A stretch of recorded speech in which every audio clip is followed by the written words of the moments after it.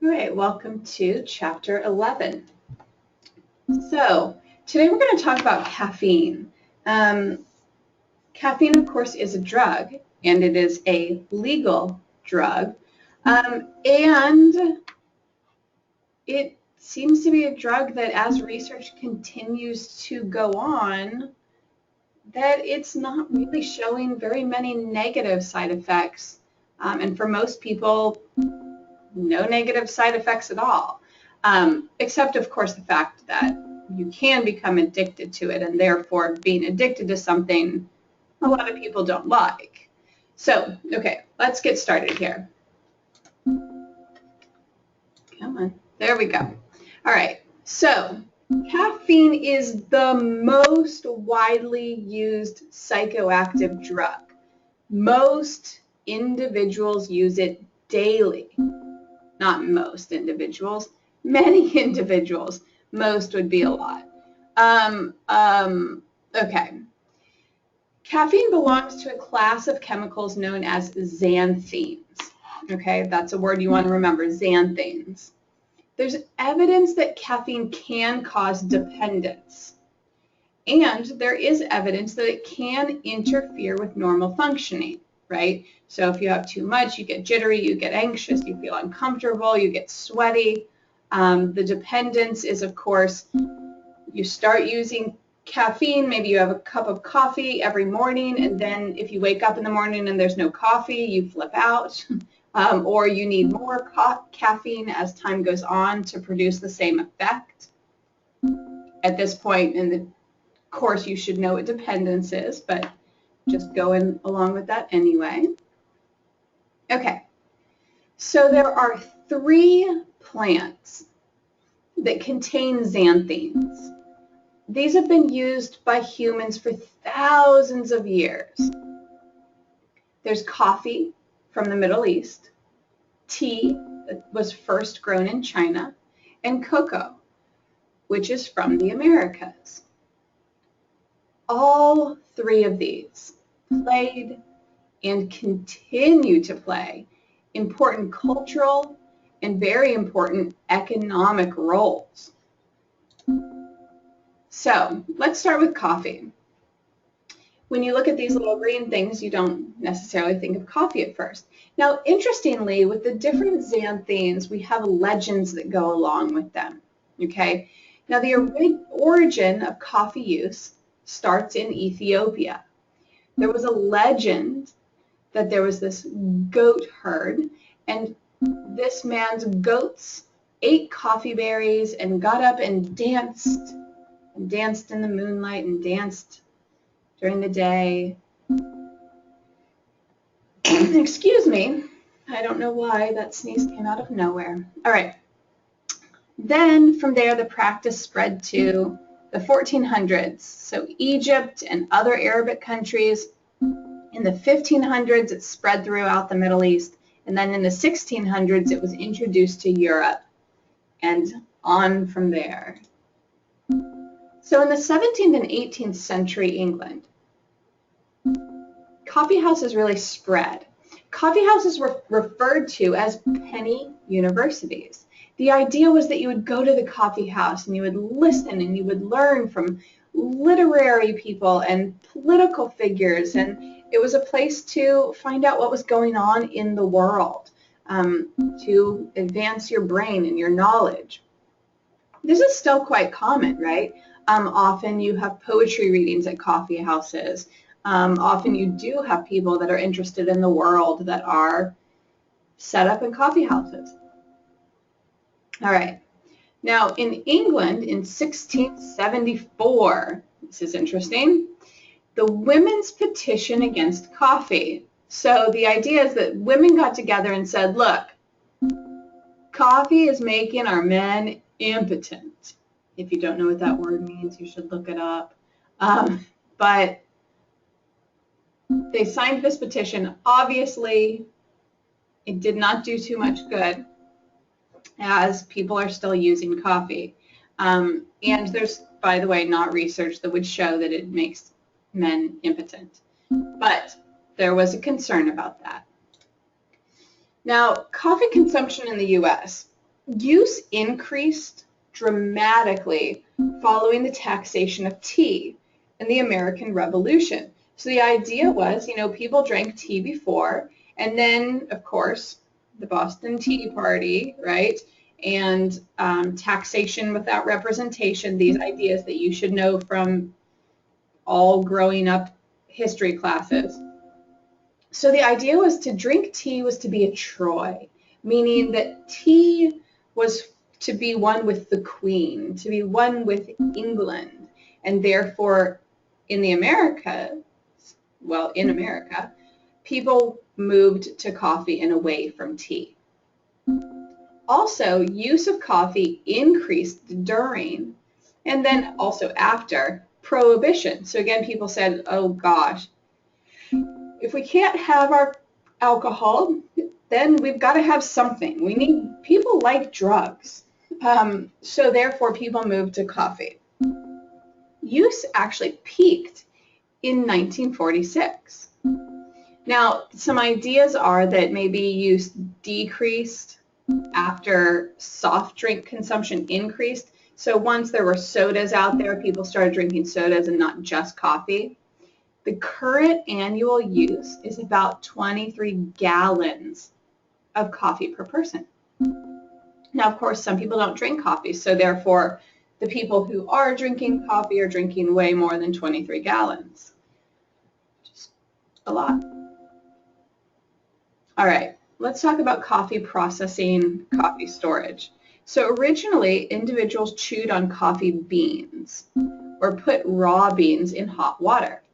So chewing on the coffee beans, of course, gets you some caffeine. You can now, of course, buy coffee beans that you can chew on. You can buy dark chocolate covered coffee beans. And then putting the beans in hot water, again, does work. You get some of that caffeine out of it.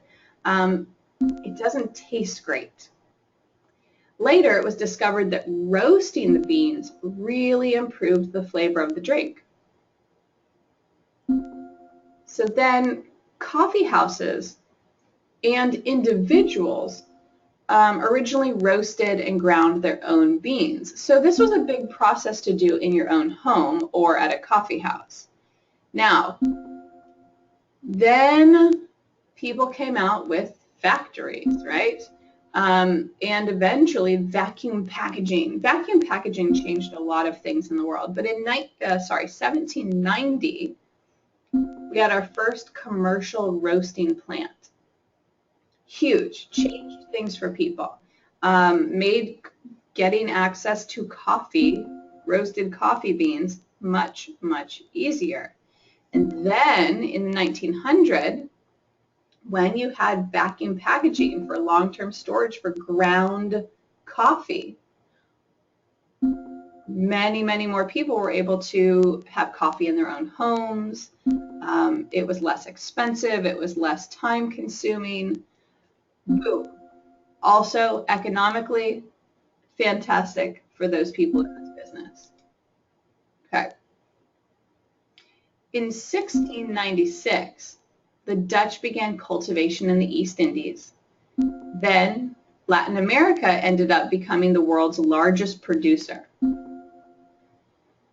Virtually all coffee comes from two different species here. We have our Cafea Arabica, and that's going to have a milder flavor. It takes longer to develop after planting, and it requires a pretty near tropical climate to grow. Okay, then we have our Cafea Robusta. Now this is going to be a stronger, a bit more bitter flavor. It has a higher caffeine content. It's actually used in less expensive blends. Now, 3 billion pounds of coffee were imported to the U.S. in 2013. 3 billion pounds. Brazil supplied the most, and that was followed by Vietnam and Colombia. Now, decaf coffees, what is that? You still have coffee beans. You start with the coffee bean, which has caffeine in it, right? So then there are these processes to remove caffeine from the coffee. One of those is soaking unroasted beans in this organic solvent. It removes the caffeine. And this is actually the most common method in the US. There's also this alternative Swiss water process, but it takes out too much of the coffee's flavor, so people tend not to use that. Now, then they have caffeine, right? What do you do with it? Well, you put it in soft drinks. Coca-Cola actually owns one of the largest decaffeinating companies, which is interesting. These are things that I hadn't thought about before I started teaching this class. That's a job. Like, people make a ton of money off of decaffeinating coffee beans. You then have coffee beans to make decaffeinated coffee, as well as caffeine to put in soft drinks and all of these other products that are out there. All right. Oh my gosh, a variety of coffee drinks. It just becomes more and more all the time. So a large variety of products in the supermarket, in coffee shops. I mean, you're going to have your black coffee, your espresso, your cappuccino, your latte, your Turkish, your half cap, your ice, your flavored, so on and so on and so on and so on. I mean, look, again, there's a lot of money to be made in this. So whether it's your big giant Starbucks or your local awesome Church Street Coffee, or, now we have our coffee and wine bars, all of our fabulous local ones.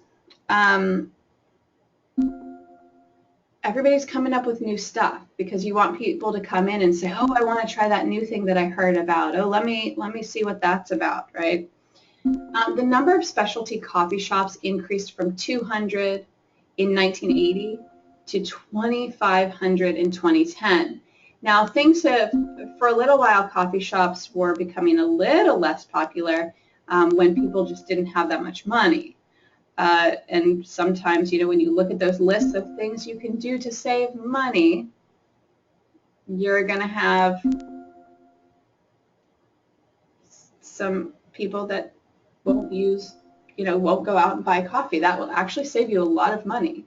However, people really like going out and getting fancy coffees. So more coffee shops popped up again.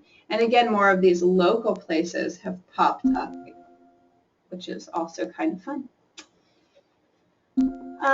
Now, tea. So moving on from coffee, we're moving to tea. This is not surprising to most people, right? The origin of tea is China. We have our Camellia sinensis, which is an evergreen. So the legend here is that the founder of Zen Buddhism cut off his eyelids so that he could remain awake while meditating. And the idea is that this new plant grew where his eyelids had touched the earth.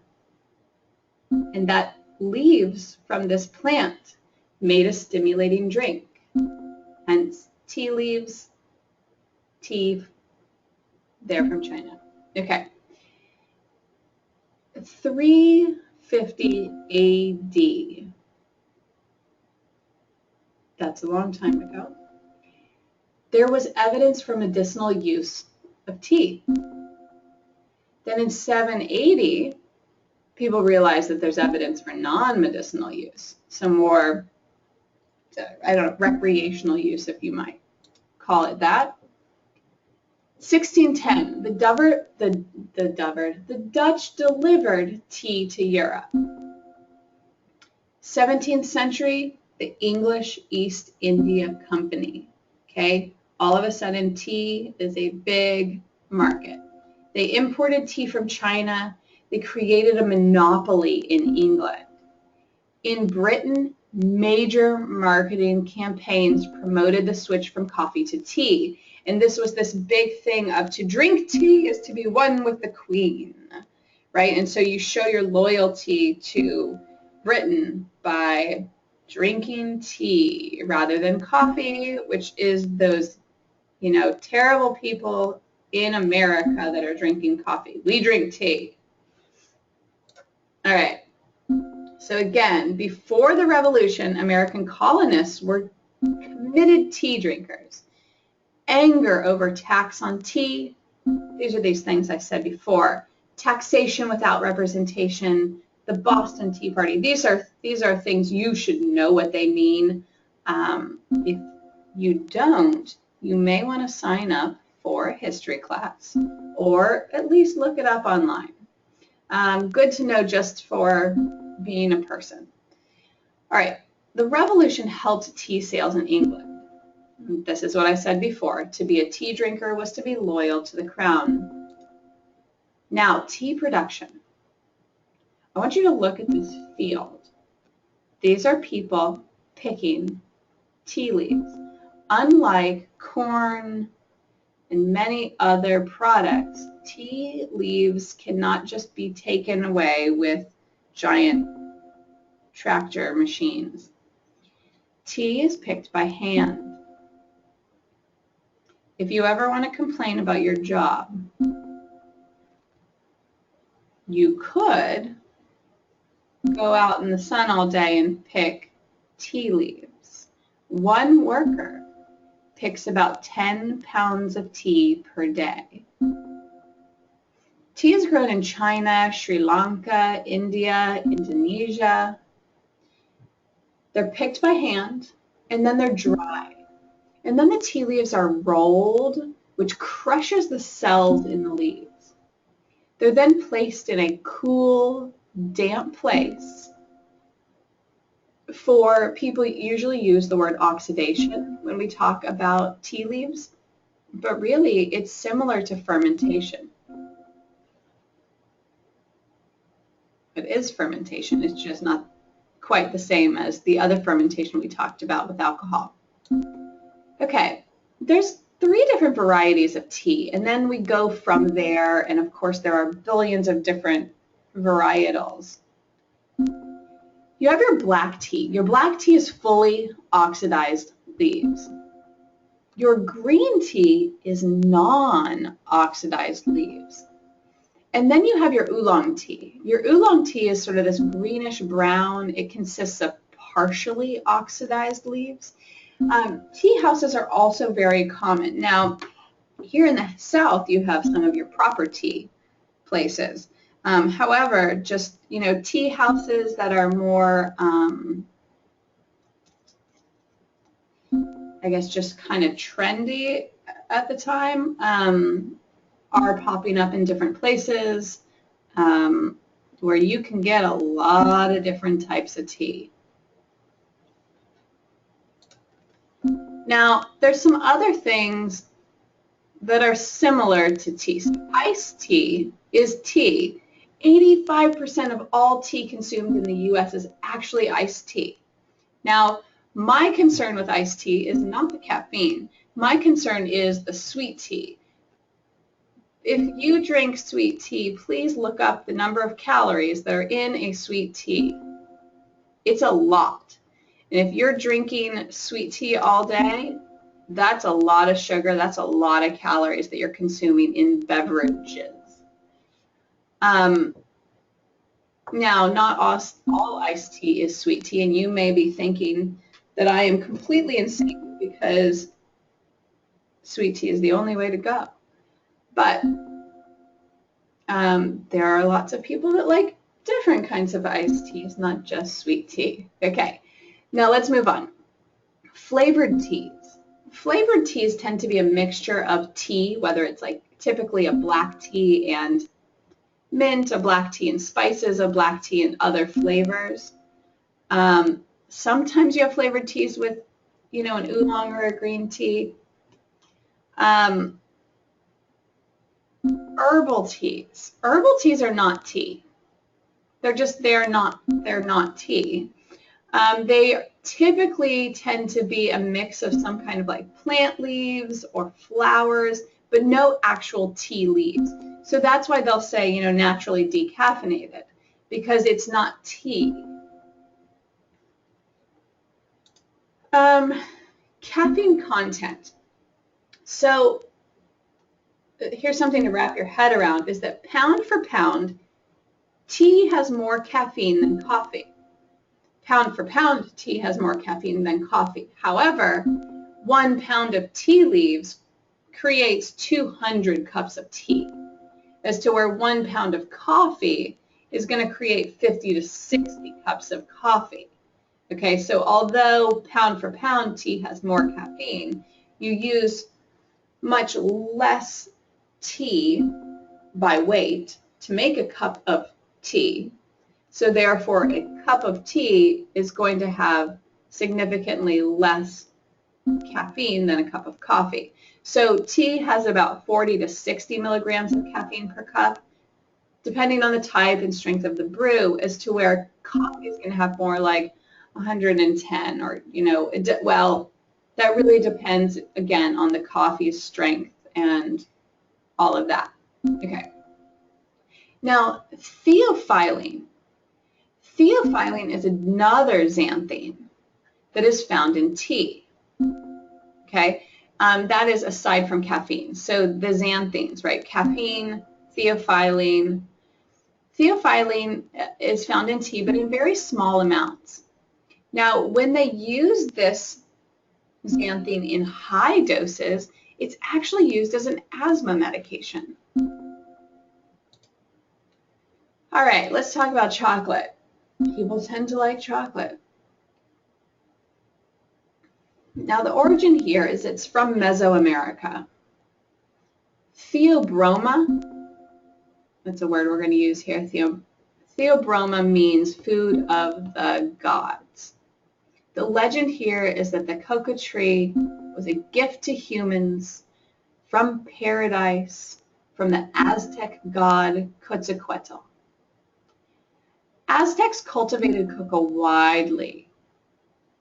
It was actually an important part of their economy, an important part of their culture.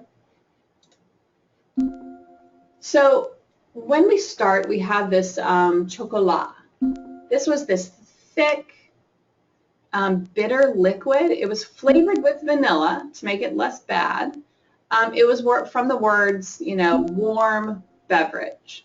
So this was this thick, bitter liquid, but it did have that xanthines in it, so it made you feel a little bit good, right? A little bit more energy. In the 16th century, Cortez introduced chocolate into Europe, and chocolate drinking spread slowly. In the 17th century, chocolate was sold alongside coffee and tea in established coffee houses. And this is, again, chocolate drinking. Prior to 1828, the traditional Aztec process was used. So those coca pods were dried in the sun, and then they were roasted, and the husk was removed. The kernels were then ground, and this thick liquid was obtained. If you've ever tried baking chocolate, you will know what that tastes like. It doesn't taste like the kind of milk chocolate or dark chocolate or whatever. It is not very sweet. If you've never tried baking chocolate, maybe that's something to put on your to-do list. Then in 1828, Dutch patent was issued for a process that removes about 2/3 of the fat, which you call cocoa butter, and then produces a powder.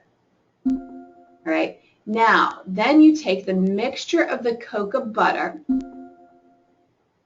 sugar, and the chocolate powder, and you can form slabs or bars of chocolate, what we consider chocolate.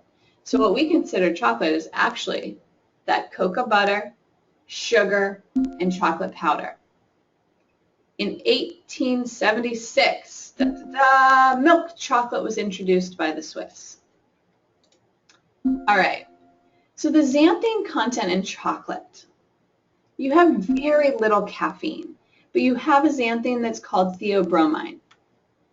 This is similar to caffeine, but it has significantly less potent effects on the central nervous system. So an average cup of cocoa contains 200 milligrams of theobromine. Now, 200 is a lot more than the milligrams of caffeine that are in the other things, but this xanthine, like I said, much less potent central nervous system effects. An average cup of, drinking chocolate contains about 4 milligrams of caffeine. If you remember going back, the tea, closer to 60. So, other sources of caffeine, soft drinks, Coca-Cola, developed as a nerve tonic in the late 1800s. Ingredients include caffeine and cocaine. Is named for the 2 flavoring agents, right? Coca leaves and cola nuts. Today, the coca leaves are decocainized. So the cocaine has been removed before being shipped to the Coca-Cola plant. All right, so there you go. There's your Coca-Cola. Now, other soft drinks. The U.S. per capita soft drink consumption is 45 gallons per year. Again, not everybody drinks that much, so there are other people who are drinking way more than 45 gallons of soda per year. Again, for me, I'm always kind of concerned about calorie consumption and drinking calories, but that's because as a psychologist, one of my specialty areas is obesity, so I often get stuck on that. That's what I did my dissertation on obesity. I see clients for obesity, so my brain often gets, we get stuck on our particular things. Energy drinks. Energy drinks now compete with soft drinks for the market. They are basically high caffeine content beverages. Now, some of them will say they don't contain caffeine, they contain something else. It's basically the same thing. Okay, and then you have your over-the-counter medications like, any kind of caffeine pills. Now, here's the thing. When they do studies on consumption of coffee, they don't really see negative side effects with normal, moderate use. What we don't know is long-term effects of really intense high use of caffeine. So using some of these things like 5-Hour Energy, those kind of energy shots, those make me very nervous. Sometimes they make people sick. Sometimes they make people too jittery to be able to take the test after taking this, energy shot. Sometimes it messes with your processing ability in your brain at the time. So although you use these products to stay awake to study, they're actually not helping you study. So there's that. So here's just a fabulous comparison chart. I do recommend that you stay on this for a little while and look at it and get some different ideas of different caffeine content in products. Okay. And then caffeine in popular soft drinks and energy drinks. Lots.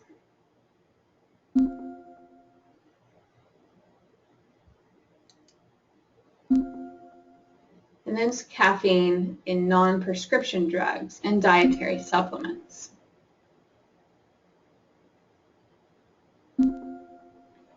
You'll notice that there's caffeine in some of our headache medications. Caffeine will dilate certain blood vessels, which seems to help reduce headache. Okay, so pharmacology. As I mentioned, we have our 3 key xanthines. We have our caffeine, our theophylline, and our theobromine. It's a rapid absorption if taken orally. Peak levels are reached in about 30 minutes. If you use caffeine to, say, help with a workout, help with something like that, then thinking about its peak levels are reached in about 30 minutes. In some studies where they have seen, are people more productive and awake if they, down shots of coffee or like drink coffee really fast versus sipping coffee throughout the day, what they find is that people are actually the most productive if they sort of sip their coffee throughout the day. That is, if you have a job where you're sitting at a computer. Part of that may be placebo effect, but I always like to keep research in mind.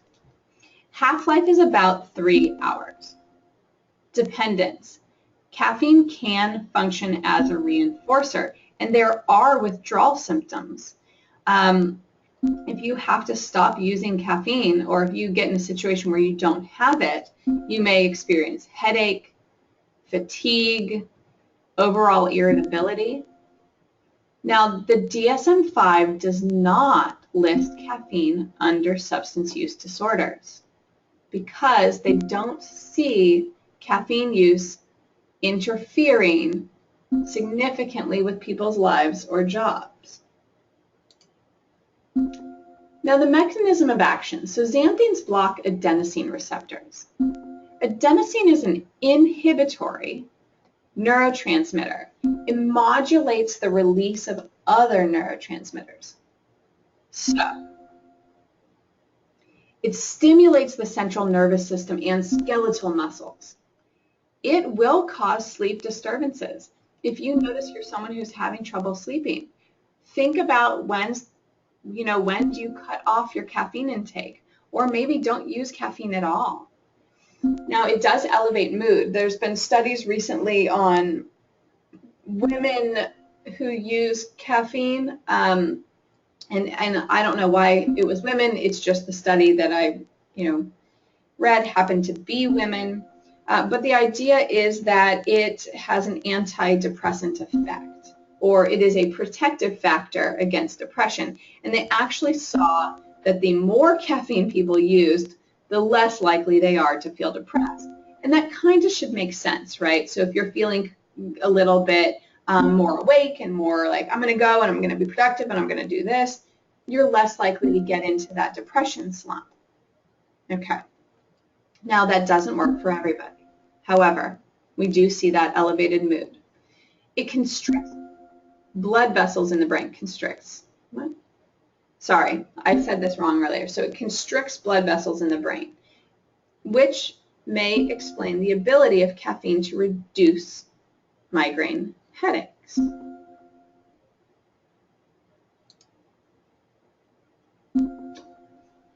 Stimulation. Cognitive and psychomotor performance. So caffeine partially offsets the effects of fatigue.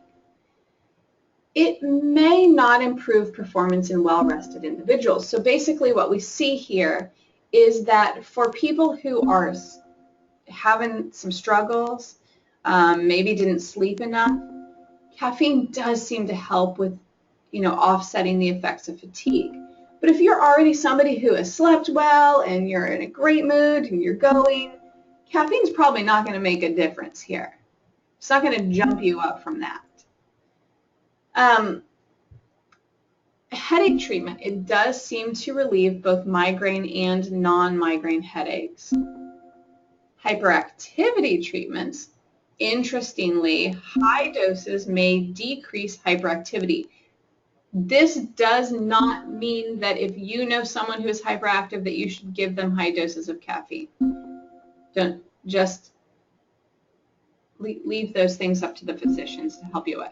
Okay, sobering up. I said this in the alcohol section. Caffeine does not lower blood alcohol concentration, and it will not help a person sober up. What it will do is help a drunk person have some energy and think that they're not drunk, but they are. So it's actually more dangerous. There was a while, Red Bull had first come out, so this was a while ago.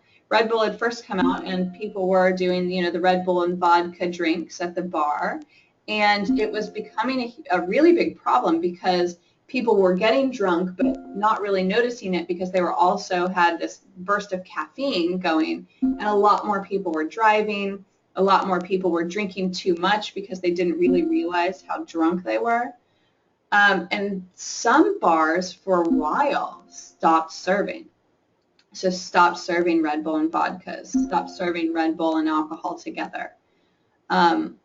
This has come back, but there was a while where people were feeling really hesitant about it, and I know some bars still are. Okay. Overall, there is no clear evidence that moderate caffeine consumption is dangerous. Caffeine is not a risk factor in human cancer. Now, reproductive effects. Let's talk about that. High consumption of caffeine, high consumption, really high consumption of caffeine reduces a woman's chance of becoming pregnant, and it seems to slow the growth of the fetus. So there have been research studies that show that seriously high consumption, which I believe in the study that I read was more than 5 cups of coffee per day. So more than 5 cups of coffee per day reduced a woman's chances of becoming pregnant, and it also increased complications during pregnancy if high consumption of caffeine occurred within the first trimester. Okay. Research is mixed on whether caffeine increases the risk of miscarriage. So this is, again, there seems to be this research, correlational research, that high consumption of caffeine within the first trimester increases risk of miscarriage. Maybe slight increases, but there is a possibility of an increase there. Most women will say, I don't need to drink that much caffeine ever. And most women who like that much caffeine will say, you know, if there's a chance that this might be a problem, I'm going to back off. Now, there's not research to show that slight use of caffeine is a problem during pregnancy or that there are any effects on the child after. So, you know, there's for a long time been this, oh, well, if you're pregnant, you have to drink decaf all of a sudden. That's how people are going to figure out if you're pregnant because you asked for decaf. You don't have to do that as far as what research shows. Now, I'm not saying to do it. If you choose not to use any substances, that's probably the best option. But if you see someone who is having a cup of tea or something like that while pregnant, you don't have to call Child Protective Services on them. Heart disease.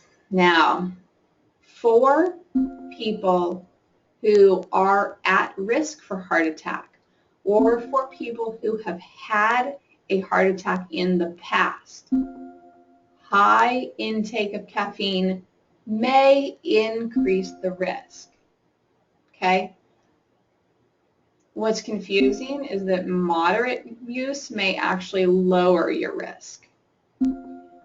What we tend to find across the board is that people who are good at doing things in moderate ways, so whether it's caffeine, alcohol, smoking, weed, whatever it is, people who are able to do it in a very small, moderate way tend to be healthier individuals.